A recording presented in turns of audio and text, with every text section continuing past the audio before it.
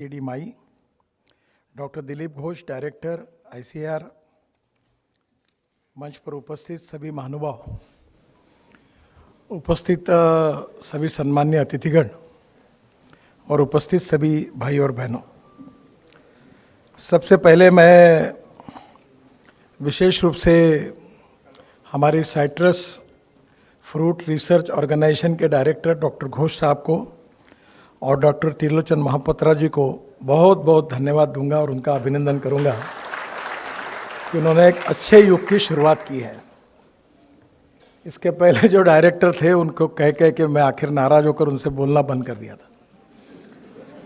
मैं उनको कहता था कि आपके पास ताकत नहीं तो लोगों को करिए तैयार, तो हम करेंगे और दूसरे को करने नहीं देंगे। इसके कारण काफ़ी तकलीफें आई।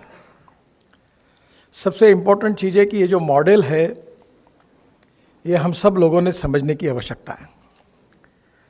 हमारे यहाँ जो संतरा तैयार होता है उसकी प्रोडक्टिविटी एंड क्वालिटी, इसमें हम लोगों को काफ़ी गंभीरता से सोचना होगा।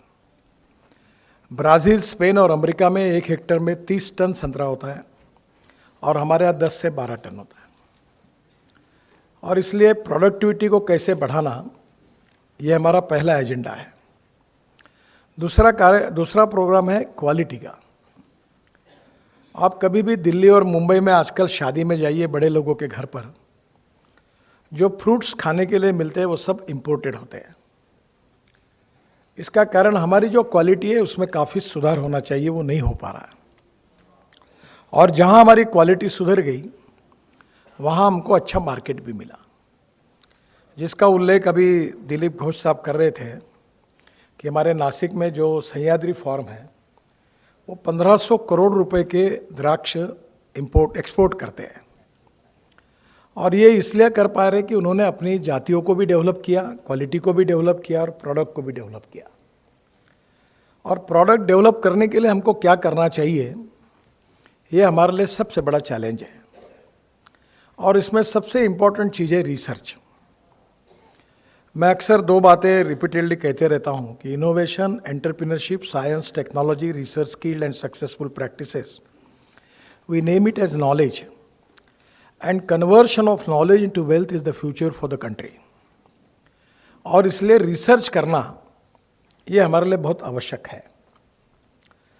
मैं डॉक्टर महापात्रा जी को बताना चाहूँगा कि मैं यहाँ विदर्भ में बहुत कठिन है, अभी 3 चीनी मिलें चलाता हूँ। और ये मैंने बहुत बार कभी कभी भावना के इसमें निर्णय किया क्योंकि विदर्भ में गन्ने का कल्चर नहीं है। पर इस साल पहली साल हमने 25,000 टन शुगर एक्सपोर्ट भी की और पहली बार प्रॉफिट में आए। तो अब गन्ना लगना शुरू हो गया। और उसमें हमारे नागपुर ज़िले में किसान हैं जिनने 1-1 एकड़ में 105 टन 110 टन तक गन्ना निकाला। हमारे वाइस प्रेसिडेंट है आनंदराव राउत बैठे हैं सामने। सर, वसंतदादा शुगर इंस्टीट्यूट ये शुगर केन में रिसर्च करती है। और जब रिसर्च करने के बाद सभी शुगर फैक्ट्री जो 200-250 उनको वो बेसिक उनका जो प्रोडक्ट है वो देते हैं। वो उसको शुगर मिल अपने नर्सरी में मल्टीप्लाई करती है और मल्टीप्लाई करके वो किसानों में देती है। अब आपके पास तो छोड़ो, हमारे पास अभी 40 नर्सरी है और हम लोग गन्ने का लगातार उसमें प्रोडक्ट डेवलप करते हैं और किसानों को देते हैं टिश्यू कल्चर में। तो लोगों की ये ज़रूरत भी है और इतना हम कारखाना नहीं दे सकता। और इसलिए हमने ऐसे अच्छे कामयाब किसानों को ढूंढा है कि जो अच्छी नर्सरी चलाते हैं।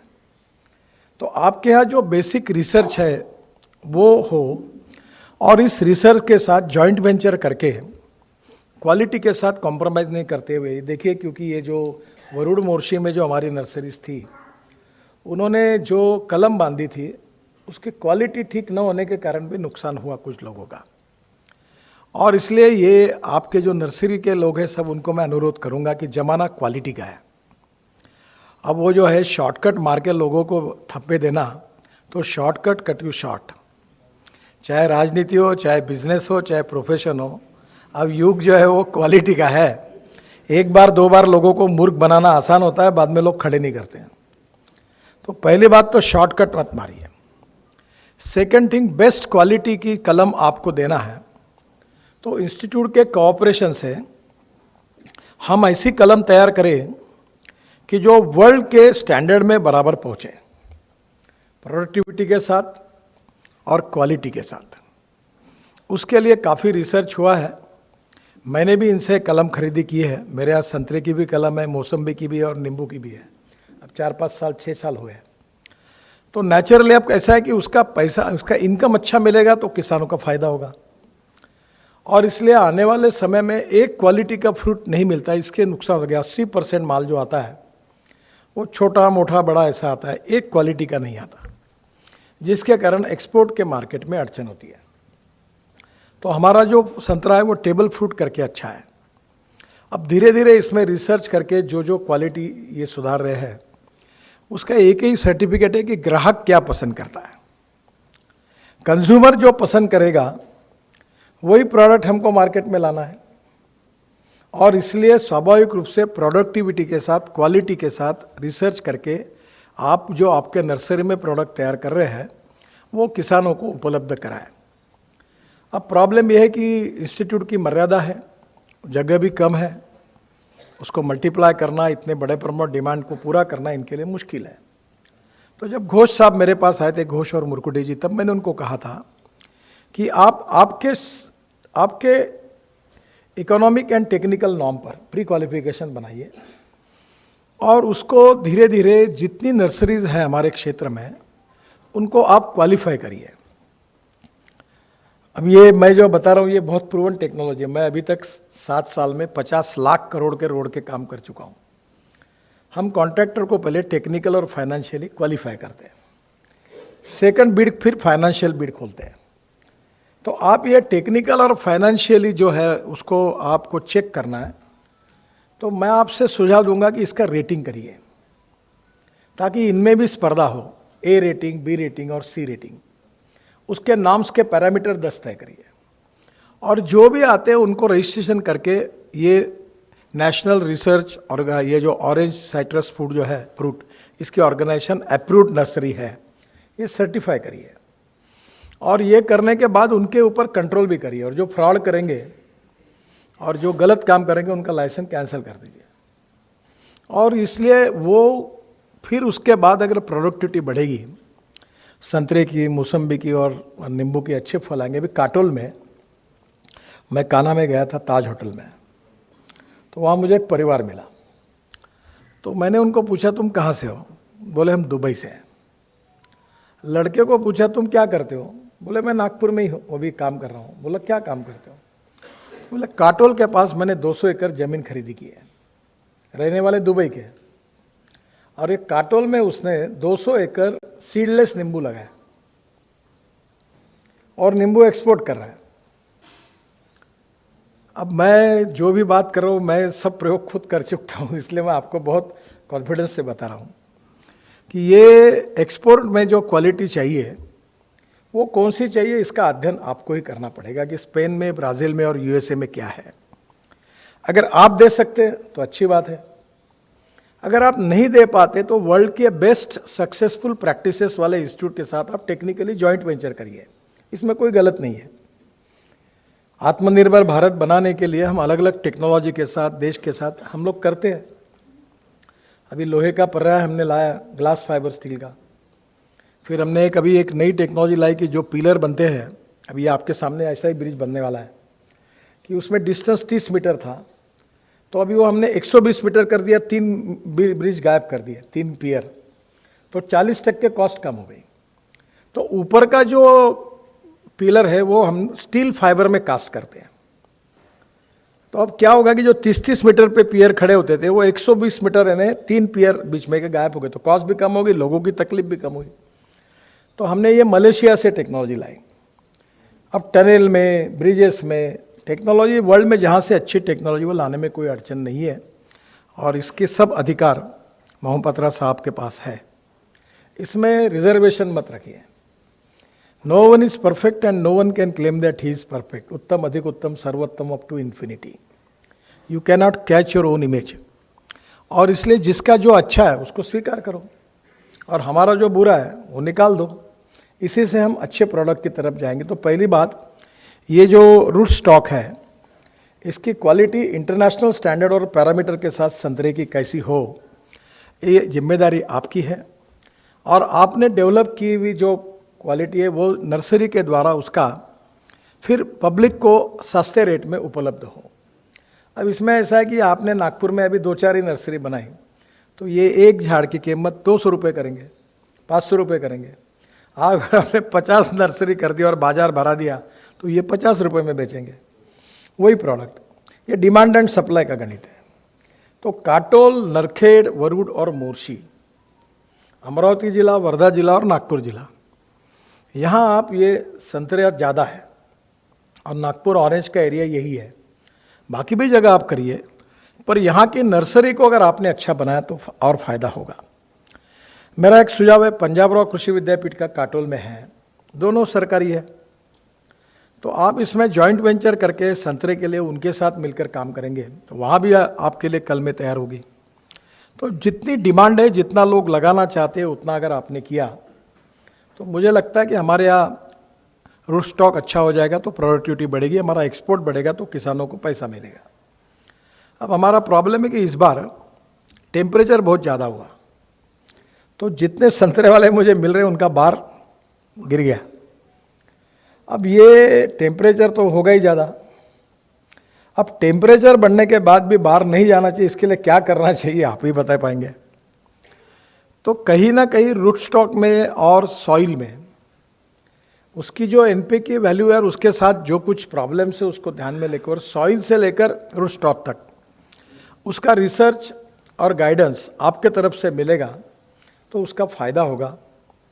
अब इसके ऊपर जो दवाइयों का उपयोग होगा उसमें बने तक ऑर्गेनिक अच्छी है, नहीं होगी तो केमिकल भी मारना पड़ेगा जब तक वो डेवलप नहीं होती। और अभी मैं भी आपके जैसा रिसर्च ऑर्गेनाइजेशन वैसे ही काम करता हूँ। अभी मेरी जो गाड़ी है, जहाँ आया, मैं इलेक्ट्रिक के सिवा गाड़ी नहीं यूज़ करता। मैंने तय किया है कि पेट्रोल और डीजल के गाड़ी में नहीं बैठना, तो ये मेरी गाड़ी देश की पहली इलेक्ट्रिक गाड़ी है जो BMW की है। वो एक बार चार्ज की तो 400 किलोमीटर जाती है, आवाज़ नहीं, धुआं नहीं, कुछ नहीं। तो टेक्नोलॉजी जो है वो अब बाहर से आ रही है, अब टाटा ने लाई, बाकी लोगों ने लाई, अब इलेक्ट्रिक कार की वेटिंग लिस्ट हो गई। मैं जब बोलता था तो लोग हंसते थे, बोलते थे गाड़ी कैसी होगी, चार्जिंग कैसा होगा, रास्ते में बंद होगा तो क्या होगा। अब कोई नहीं पूछता। अब सेल जो है वो इतना बढ़ गया है कि सब वेटिंग लिस्ट हो गई। तो नई चीज़ लोगों को मिलने के बाद, फिर एक बार उसका अनुभव आने के बाद लोग उसको लेते हैं, उसकी इकोनॉमिक्स अब ऐसे ही बन जाएगी। तो आप इसमें हमको ये मदद करिए। तीसरी बात जो है कि एक्सपेंडिचर कॉस्ट को कम करना। एक्सपेंडिचर कॉस्ट को कम करना, इसमें cost of fertiliser, cost of insecticides और कॉस्ट ऑफ स्प्रेइंग, लेबर, इसको कम करने में इसको मैकेनाइजेशन कैसे करना ये भी आप बताएं। अभी हमने ड्रोन लाए और अभी नैनो यूरिया तैयार किया। तो ड्रोन से अगर हम स्प्रेइंग करते हैं तो बहुत इफेक्टिव होता है। तो अभी जो ड्रोन है वो लिथियम आयन बैटरी पर है। तो अभी विशेष रूप से हमने नैनो यूरिया भारत सरकार ने अभी लाया है। तो एक बोरा यूरिया इक्वल टू एक बॉटल 500 ml की नैनो यूरिया की। अब हम जो यूरिया बैग में खरीद के डालते हैं तो 75% वेस्ट होता है और 25% प्लांट को जाता है। और जब हम पानी में डालकर ड्रोन से स्प्रेइंग करते हैं तो 75% प्लांट को जाता है और 25% वेस्ट होता है। तो स्वाभाविक रूप से हमारे 4 बोरे यूरिया के बजाय 2 बोरे यूरिया में काम होता है, तो पैसा बचता है। और इसलिए संतरे में भी और एक अच्छी बात मैं आपको बताऊंगा। यहाँ मैं MSME मंत्री होने के नाते गोबर से पेंट बनाना, ये मेरा बहुत फेवरेट प्रोजेक्ट था। 500-700 प्लांट खुल गए, 5 रुपये किलो से गोबर खरीदी करके अब मैं अपने घर में बिल्डिंग को भी लगा रहा हूँ। डिस्टेम्पर और ऑयल पेंट गोबर से बनता है, 12 लाख का प्रोजेक्ट है। तो मेरा प्रयास है कि हर गांव में एक पेंट की फैक्ट्री खुल जाए और ये पेंट मार्केट में जितने बड़े ब्रांड है उससे अच्छा है। तो वो काटोल में एक ने प्रोजेक्ट डाला है और उसने क्या किया, पेंट बनाते समय जो सरी निकली उसमें कॉपर सल्फेट डाला और मोरचूत। और हमारे यहाँ संतरे को पेड़ को हम धूपकाले में वो मोरचूत लगाते हैं, हाँ मिक्सचर। तो उसने वो तैयार किया है, बुतड़ा करके है, काटोल में उसकी फैक्ट्री भी है, शायद ये जुनघरे जी जानते होंगे, और वो अच्छे क्वालिटी का बना हुआ है। तो हमें क्या है कि धीरे धीरे क्या क्या चीज़ें अच्छी हो सकती है, जो इनोवेटर्स है उनको हम सपोर्ट करेंगे तो उसका फ़ायदा होगा। और इसलिए सबसे पहले रूट स्टॉक, सॉइल टेस्टिंग और स्प्रेइंग। अब मैंने नागपुर में भी बाकी भी काफ़ी लोगों से बात की थी, अभी मैं राहुरी गया था, मुझे राहुरी यूनिवर्सिटी ने डिलीट दी, मैं तो उसके लायक नहीं हूँ, पर वो बाद में मैं पवार साहब और मैं वहाँ से वीसी साहब ने मुझे कहा कि हमने ड्रोन बनाए देखने के लिए चलो, तो उनके सब लिथियम आयन पे बने थे, तो मैंने कहा इसको आप फ्लेक्स इंजन में बनाइए। अब मैं ही ट्रांसपोर्ट मंत्री हूँ, अब मैं DNW, Mercedes, Toyota, Hyundai, Suzuki अगले महीने में, और स्कूटर में बजाज, TVS, हीरो सब ला रहा हूँ। मैं ये पेट्रोल के पंप ही बंद करना है, तो मैं किसानों का पेट्रोल चलेगा। तो वो 100% बायो इथेनॉल पर अब ये गाड़ियाँ चलेगी, वो फ्लेक्स इंजन है। तो फ्लेक्स इंजन का मतलब ऐसा है कि 100% पेट्रोल डालो या 100% बायो इथेनॉल डालो। ये कैमरी करके टोयोटो की एक गाड़ी थी, वो पेट्रोल पे चलती थी और पेट्रोल से 40% बिजली तैयार करके बिजली पे चलती थी। अब टोयोटो ने गाड़ी तैयार की है, वो ऐसी है कि वो 100% पेट्रोल डालो या 100% इथेनॉल डालो, वो 40% बिजली तैयार करेगी और 100% इथेनॉल पर चलेगी। Ethanol prove to be better fuel than petrol. अब इथेनॉल की कैलोरी वैल्यू कम थी, तो मैं भी उसमें रिसर्च करते करते मुझे ध्यान में आया कि रशिया में प्रयोग हुआ है। तो मैंने बहुत लोगों को कहा कि तो इंडियन ऑयल के चेयरमैन मिस्टर वैद्य और उनके लेबॉर्ट्री के रिसर्च के प्रमुख राम कुमार को मैंने बुलाया, तो उन्होंने कहा सर ये बहुत डिफ़िकल्ट है, ये नहीं होगा ऐसा लगता है। पर मैंने छोड़ी नहीं जीत, मैंने रशियन साइंटिस्ट को बुलाया, प्रेजेंटेशन हुआ, और मैंने राम कुमार जी को और उनको कहा कि आप ट्राई तो करके देखो, नहीं हुआ तो छोड़ दो। उन्होंने 3-3.5 महीने सब ट्रायल लिए और ये प्रूव हो गया कि कैलोरिक वैल्यू इथेनॉल की पेट्रोल के बराबर आई। यानी पहले 1 litre ethanol, 1 litre petrol equal to 1 litre 300 ml ethanol. तो इथेनॉल का एवरेज कम था, पेट्रोल का ज़्यादा था। अब इंडियन ऑयल और पेट्रोलियम मिनिस्ट्री ने यह टेक्नोलॉजी एक्सेप्ट करने का निर्णय किया है, तो पेट्रोल और इथेनॉल का एवरेज सेम है। तो जो फ्लेक्स इंजन आप डालोगे, जितना समय पेट्रोल से चलेगा उतने समय इथेनॉल से चलेगा, कि उसकी कैलोरिक वैल्यू हमने बढ़ा दी। अब वो कैलोरिक वैल्यू उसकी बढ़ने के कारण कॉस्ट कम होगी, तो जो 7 लाख का ड्रोन है वो 3.5-4 लाख तक आएगा।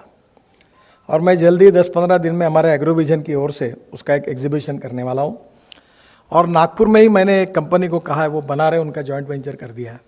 तो 3.5 लाख रुपए का ड्रोन हर नर्सरी वाला लेता है, और उसके ऊपर अगर संतरे के बगीचे के ऊपर कम पैसे में स्प्रेइंग करता है इथेनॉल को यूज़ करके, तो कॉस्ट बहुत कम हो जाएगी, इनको भी 2 पैसे मिलेंगे। जैसे ट्रैक्टर किराए से देते हैं, हार्वेस्टर देते हैं, वैसे ये देंगे। तो स्प्रेइंग को और बाकी जैसे आपने आज जर्मनी से लाए हुए इनको इक्विपमेंट दिए, तो इनको मैकेनाइज इक्विपमेंट यहाँ बने, make in India and made in India, और सस्ते में कैसे मिले और मैकेनाइजेशन फास्ट कैसे होगा, ये एक इम्पॉर्टेंट काम है। यहाँ तक का काम आप करा दीजिए। इसके बाद इसका जो मार्केटिंग है, इसमें हमने बहुत कोशिश की, और अभी वो भी मामला खुल गया है। हमारे यहाँ से संतरे का सबसे बड़ा मार्केट बांग्लादेश है, और बांग्लादेश में हमारे कंटेनर और ट्रक जाने में बहुत दिक्कतें हैं। 15-15 दिन ट्रक रोक लेते हैं बॉर्डर पर, उसके कारण हमारा माल खराब हो जाता है। तो अभी हमने ऐसा तय किया कि वर्धा में हमने मुंबई का समुद्र लाया है, वहाँ पोर्ट बना दिया है, वो 4-6 महीने में शुरू हो जाएगा। और हम वहाँ से ऐसा कर रहे हैं कि यहाँ से कंटेनर डायरेक्ट जाएगा हल्दिया, और हल्दिया में वो बार्ज में डालकर 200 कंटेनर डायरेक्ट जाएंगे बांग्लादेश के 3 रिवर पोर्ट अभी हमने चालू कर दिए हैं। बांग्लादेश के प्रधानमंत्री से, विदेश मंत्री से मेरी बात हुई और सब ने कोऑपरेट किया, सब परमिशन मिल गई है। अब नागपुर से डायरेक्ट कॉटन, संतरा, ये बांग्लादेश जाएगा, तो हमारा लॉजिस्टिक कॉस्ट अभी 5 लाख रुपए कंटेनर की 1.5 लाख रुपए कंटेनर आएगी। तो विदर्भ का ही कापूस एक्सपोर्ट होगा, विदर्भ का भी संतरा एक्सपोर्ट होगा। तो 10-12 दिन में ये चालू हो जाएगा। यहाँ का सूत, कपड़ा, तो यहाँ के लॉजिस्टिक कॉस्ट कम होने से मार्केट बढ़ेगा। तो संतरे में हम लोग कोशिश कर रहे हैं कि हमारा डायरेक्ट कंटेनर माल यहाँ से हल्दिया ट्रेन से जाए और हल्दिया से बार्ज में जाए और हल्दिया में रोज़ एक शिप लगे और बांग्लादेश के रिवर पोर्ट पर जाए और वहाँ से फिर बांग्लादेश में डिस्ट्रीब्यूट हो। तो एक बहुत बड़ा मार्केट बांग्लादेश में मिल सकता है। बांग्लादेश ने हमारे संतरे पे टैक्स लगा के रखा है, मैं कोशिश कर रहा हूँ उनको। तो मुझे लगता है कि इससे रेट अगर डॉलर में ज़्यादा मिल गए और किसानों को अच्छा मार्केट मिल गया तो फ़ायदा होगा। एक संतरे का ये जो प्रोसेसिंग है, इसमें हमारे यहाँ नोगा ने काफ़ी काम किया पर उनकी हालत ठीक नहीं है। तो वहाँ के यूनियन के लोग मेरे पास आए थे तो मैंने उनको मदद की और मैं उनके प्रोडक्ट को, उनने संतरे का जाम बनाया, उसमें साल डाला हुआ है। कल मेरे पास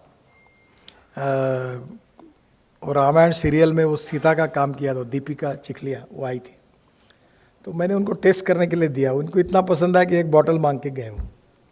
तो एक हॉलमार्क के वर्ल्ड के डायरेक्टर आए थे, तो मैंने उनको वो टेस्टिंग को दिया तो उन्होंने बॉटल खा ली पूरी, इतना उनको अच्छा लगा। तब वो मैं 5-6 कंटेनर नोगा के एक्सपोर्ट किए मैंने, और मैं कोशिश कर रहा हूँ कि वो प्रोडक्ट वर्ल्ड में पॉपुलर हो, अमेरिका में जाए। बाकी भी लोगों की मदद ले रहा हूँ। तो नोगा का प्रोसेसिंग होगा तो वैसे भी प्रोसेसिंग प्लांट यहाँ खुलेंगे। इसके साथ आप भी कोशिश कर रहे हैं कि कोई अच्छा इसमें संतरा का जूस ऐड करके कोई ड्रिंक्स बने, पर उसकी क्वालिटी लोगों को पसंद होनी चाहिए। तो वो उससे मार्केट बढ़ेगा तो वैल्यू एडिशन होगा। तो ये एक दूसरे के ऊपर डिपेंड है, और इसलिए आज मुझे डॉक्टर मोहपात्रा जी भी यहाँ उपस्थित है। तो सर ये सेंटर को एक कैटलिस्ट के रूप में बनाकर टेक्नोलॉजी को लोगों तक पहुँचाने का काम करिए। देखिए, पहली बात तो प्रूवन टेक्नोलॉजी चाहिए। दूसरी बात अवेलेबिलिटी ऑफ रॉ मटेरियल। तीसरी बात हमारे लिए टेक्नोलॉजी जो अप्रोप्रिएट होगी, अवेलेबल रॉ मटेरियल होगा, तो उसके साथ इकोनॉमिक वायबिलिटी चाहिए। और चौथी बात मार्केटेबिलिटी चाहिए। अब सबसे इम्पॉर्टेंट चीज़ है डॉक्टर मोहपात्रा जी, जिसके लिए हम बार बार कहते हैं, वी नीड बेस्ड रिसर्च। हमारे यहाँ कपास में रिसर्च होगा, संतरे में रिसर्च होगा तो हमको फायदा है। हमारा ये जो इंस्टीट्यूट है ये हिमाचल प्रदेश में कौन सा सेब अच्छा होगा इसके ऊपर करेगा, तो उसका करना चाहिए, पर फायदा हमको क्या होगा? जो हमारी ज़रूरत है, जो हमारी समस्या है, वो रिसर्च करने वाले समझ लें। हम जब सरकार इतना पैसा, अभी ये गढ़चिरौली में आपने लेबोरेटरी दी, तो इनका फाइनेंशियल ऑडिट तो होता होगा, परफॉर्मेंस ऑडिट करिए कि ये लेबोरेटरी देने के बाद बायो फर्टिलाइजर तैयार करने वाले कितने यूनिट गढ़चिरौली में तैयार हुए। अभी ऑलरेडी अपने यहाँ गढ़चिरौली के पहले कौन सा गांव है अपना, आरमोरी में बायो फर्टिलाइजर करने की यूनिट है। और इसलिए अभी मेरी आपसे रिक्वेस्ट है कि अगर गढ़चिरौली में अगर ये सक्सेस होता है और ऐसे 100-150 यूनिट तैयार होते हैं, तो then it can be a proven technology, proven experiment, then that credit goes to all of you. पर इनको देने के बाद 2 भी यूनिट तैयार नहीं होंगे तो फिर इनको पगार क्यों देना और यूनिट को इनको देना, ये सवाल उठता है। Financial audit is very important, but performance audit is more important than financial audit. आप ये भी चेक कर लीजिए, क्योंकि लोकाभिमुख इसमें सरकार की यही अपेक्षा है कि टेक्नोलॉजी लोगों तक जाए। और मोदी जी ने तो अभी हमको आग्रह करके DRDO के सब टेक्नोलॉजी को हमने पब्लिक तक पहुंचाया। हमारे यहाँ पद्धति थी कि टेक्नोलॉजी करो, रिसर्च करो, आप सेफ डिपॉजिट वॉल्ट में बंद करो, और बंद किया तो सील लगाओ, खत्म, नो टेक्नोलॉजी। ऐसा नहीं चलेगा। Whatever the best technology and best successful technology we have, our moral responsibility, our national responsibility, our government responsibility, our public responsibility, our social responsibility, that taking that technology up to the last man of the society who is going to use it, ये बात होनी चाहिए। और ये अगर होगी तो success story बनेगी, और यही सरकार की अपेक्षा है। और मुझे उस दिशा में आपने ये जो पहला PPP वाला तैयार किया, मुझे बहुत खुशी है सर, क्योंकि मैं PPP का जन्मदाता हूँ इस देश का। इस देश का पहला road Thane Bhiwandi bypass national highway पर PPP मोड में मैंने बनाया था। That was my idea. और आइडिया ऐसी आई थी कि मैं एक बार मंत्री बना था महाराष्ट्र में, तो मलबार हिल पर मेरा बंगला था। तो मुझे पीडब्ल्यू मिनिस्टर था तो मुझे कलर टीवी लेना था। तो उन्होंने कहा कि पीडब्ल्यूडी के इंजीनियर ने कि सर कलर टीवी नियम में नहीं बैठता। तो वहाँ जहाँ बैठता था वहाँ 12 हाईकोर्ट जज रहते थे और मैं अकेला मंत्री रहता, रॉकी हिल। तो मैंने कहा कि ये हाईकोर्ट जज मेरे घर पे आते, इन्होंने फ्रिज भी लिया सरकारी पैसे से और टीवी भी लिया, तुम मुझे क्यों नियम सिखा रहे हो? बोले सर उनने ज़बरदस्ती ले लिया, हम कुछ बोल नहीं पाए। तो बोला मेरे लिए भी ला दो। तो बोले सर मैं रिक्वेस्ट करता हूँ, काय के लिए आप नियम तोड़ते हो? तो बोले ठीक है मैं ले लूँगा। मैं दुकान में गया, ये दिए थे मेरे प्राइवेट सेक्रेटरी उस समय। तो मैं गया तो दुकानदार ने मुझे टीवी वगैरह बताया, तब तक मुझको मालूम नहीं था मैं मंत्री हूँ। जब थोड़ी देर में पता चला कि मैं मंत्री हूँ तो बहुत खुश हो गया, वाह वाह सर बहुत अच्छा। सर ये पीस अच्छा नहीं है, बोले मैं आपको नया पीस आने के बाद भेजता हूँ। उसका नया पीस जन्म भर में आया ही नहीं कभी क्योंकि उसको लगा कि मंत्री ये साला नहीं दिया पैसा तो कहाँ झंझट में पड़ा।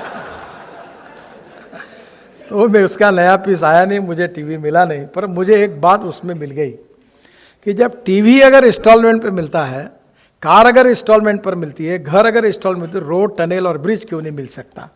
That inspired and motivate me to make Mumbai Pune express highway, 55 flyovers and Worli Bandra sea link bridge. तो आपने ये बहुत अच्छा कर दिया। ये पीपीपी मोड क्या, आप कुछ मत करो, इनको फैसिलिटेटर बनो। सर एक स्टारबक्स के लाइफ में उसकी ऑटोबायोग्राफी है, बहुत अच्छी है सर। उसने, वो एक ट्रक ड्राइवर के लड़के थे और उनको बाद में कॉफ़ी शॉप में नौकरी करने लगे, टेबल पर कॉफ़ी सर्व करने की, करते करते उन्होंने अपना एक शॉप डाला और बाद में वो उनके अभी 23,000 शॉप्स है वर्ल्ड में। तो उन्होंने एक अच्छी बात कही कि उन्होंने, अब वो फ्रेंचाइजी है, तो उन्होंने एक अच्छी बात कही है, वो सरकार में ज़रूर याद रखना चाहिए। उन्होंने कहा कि जब तुमको सक्सेस मिलता है तो उसका आनंद केवल तुमको ही होता है, तो उस सक्सेस इज़ मीनिंगलेस। पर जब आपको सक्सेस मिलता है तो उस तुमसे ज़्यादा उसका आनंद तुम्हारे साथ काम करने वाले स्टेक होल्डर्स को, सबॉर्डिनेट को और कॉपरेशन में काम करने वाले अनेक लोगों को तुमसे ज़्यादा होता है। Then that is the true meaning of that success. तो आप ये नर्सरी वालों को बड़ा करिए, ये जितने बड़े बनेंगे उतने आप बड़े बनेंगे और आपका कार्य बड़ा होगा। आप फैसिलिटेटर के रूप में काम करेंगे तो बहुत बड़ा नाम होगा और आपके पास मर्यादा भी है, जगह की भी कमी है, शायद पानी भी है कि नहीं है वहाँ। आप एक काम कर लो, अभी ये ब्रिज का काम चल रहा है, मैंने अभी पंजाबराव कृषि विद्यापीठ में 36 तालाब बना दिए फुकट में। इनकी 10,000 एकड़ जमीन पानी के नीचे आई और एक जगह जब तालाब बना तो वहाँ नींबू के बगीचे लग गए और शेंगना, बहुत किसान संपन्न हो गए। 22,000 कुएं रिचार्ज हुए और इनके यहाँ पूरा पानी हो गया। ये काम फुकट में हुआ, 1 रुपया खर्चा नहीं किया इन्होंने। वो इसलिए कि रोड के लिए हमको मिट्टी लगती है, तो मैंने अपने कॉन्ट्रैक्टर से, इनके परमिशन से फुकट में मिट्टी निकाली और इनको तालाब बना के दिया। आम के आम गुठले के दाम, तो ये इनके तालाब बन गया। अब ये बन रहा है ब्रिज, तो तुम्हारे ज़मीन पर मैं फुकट में तालाब बना देता हूँ, बरसात में पानी इकट्ठा करो और बढ़िया पानी हो जाएगा आपके पास। मैं कॉन्ट्रैक्टर को बोल देता हूँ, एक परमिशन ले लो, उसको मिट्टी मिल जाएगी, आपको पानी मिल जाएगा और संतरे को पानी मिल जाएगा, दोनों प्रॉब्लम सॉल्व हो जाएंगे। तो आप ये ज़रूर करिए। मुझे बहुत खुशी है कि आपने एक अच्छे विजन के साथ इसकी शुरुआत की। डॉक्टर मोहपात्रा जी को मैं रिक्वेस्ट करूँगी कि बाकी भी फील्ड में इसी प्रकार का आप करिए और जॉइंट वेंचर में वर्ल्ड की बेस्ट टेक्नोलॉजी को आप लाइए। वो कौन सी लाना, कहाँ से लाना, सिलेक्ट करना, ये आपका काम है। और इससे क्वालिटेटिव अपग्रेडेशन ऑफ एग्रीकल्चर ये होगा, जिससे प्रोडक्टिविटी बढ़ेगी, क्वालिटी बढ़ेगी, एक्सपोर्ट बढ़ेगा और किसान समृद्ध और संपन्न बनेगा, कर्ज मुक्त होगा, आत्महत्या नहीं करेगा। बाकी एक बार आपने ये कर दिया तो cold storage, free cooling plant, packaging, ये सिद्धर राव जी बैठे हैं, हमने ये भी इसमें काफ़ी काम करते हैं। फिर धीरे धीरे अभी वरुण मुर्शी में पहले प्रोजेक्ट नहीं था, अब 8-10 लग गए, 14। तो पहले एक भी लगाया वो भी बंद पड़ा था। तो एक बार चीज़ अगर चलने लगती है तो निश्चित रूप से वो बढ़ती रहती है और इससे विदर्भ में कपास और संतरा दोनों से बहुत संपन्नता आएगी, किसानों को काफ़ी पैसा मिलेगा और किसानों की प्रगति होगी, विकास होगा, समृद्ध संपन्न होगा, then there is a true meaning of this institute, which is as a catalyst being helpful for the people of the farmer of this area, then it can be useful for making socio-economic transformation, and that will be the greatest contribution of our institute towards development for the country. तो मैं लगता है कि है इस दिशा में आपने शुरुआत की है, आगे इसमें अच्छी सफलता मिलेगी। इसी विश्वास के साथ आपको बहुत बहुत बधाई देते हुए मैं अपनी बात को समाप्त करता हूं। धन्यवाद।